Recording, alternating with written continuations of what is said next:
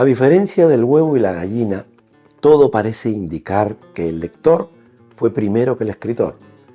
pues en la historia de la literatura abundan las bibliotecas de ficción, como la que atesoraba la Casa Usha de Edgar Allan Poe, la de 20.000 leguas de viaje submarino de Julio Verne,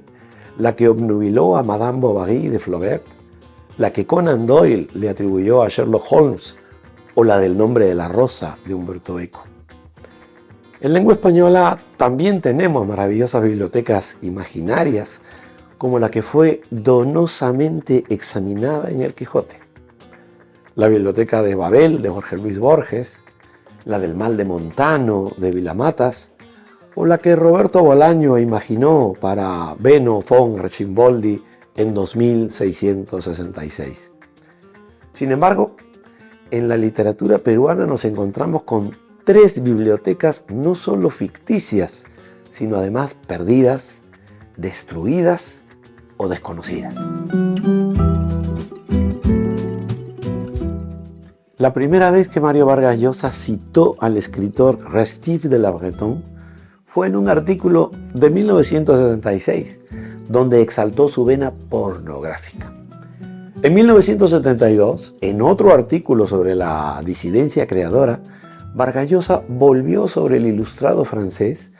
para ponderar su delirante fetichismo por los pies femeninos. Aquel mismo año prologó El verdadero Barba Azul de Georges Bataille y apuntó que sus obras, eróticas, pecaminosas y transgresoras, debían ser leídas en la gustosa clandestinidad de los infiernos de las bibliotecas. Vargas Llosa se refería a las colecciones secretas o restringidas de ciertas bibliotecas selectas, donde eran custodiados los libros prohibidos, eróticos y pornográficos, como los de Bataille y Restif de la Bretonne. Vargas Llosa descendió a los infiernos de alguna biblioteca. En El pez en el agua, el Nobel peruano repasó los 6 cachuelos o trabajos eventuales que tuvo que realizar cuando se casó a los 18 años. Y en uno de ellos fue asistente de bibliotecario del Club Nacional de Lima, el más exclusivo club peruano que poseía su propio infierno y que, según Vargas Llosa, tenía una espléndida colección de libros y revistas eróticas. Recuerdo sobre todo los tomos de la serie Les Maîtres de l'amour, dirigida por Apollinaire y a menudo prologados por él, gracias a los cuales conocí a Sade, a Laretino, a Andrea de Nerciat, a Jean Cleland y entre muchos otros al pintoresco y monotemático Restif de la Bretonne, fantasista que laboriosamente reconstruyó el mundo de su tiempo en sus novelas y autobiografía a partir de su obsesión fetichista con el pie femenino. Estoy persuadido de que el joven bibliotecario quedó hechizado por el fetichismo podálico del Restif de la Bretonne, porque en sus novelas abundan las mujeres irresistibles de pies pequeños,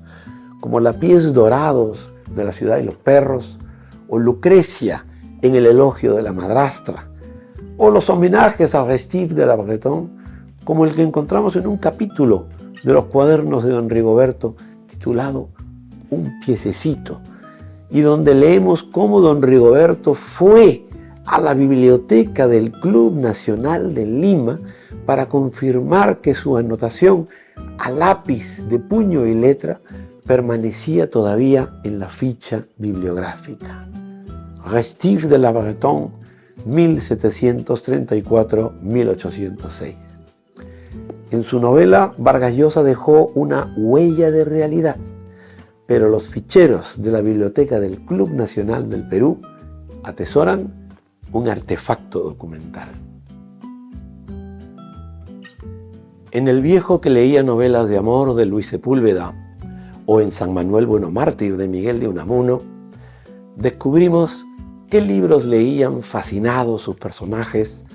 aunque también hay ficciones donde las bibliotecas se pierden, se destruyen o quedan fuera del alcance de los lectores, como quien narra un fin del mundo en pequeña escala. Soy Fernando Iwasaki de Loyola Praxis Mundi para el Instituto Cervantes y todos los hispanohablantes que nacieron en otras lenguas, en la Mancha Extraterritorial.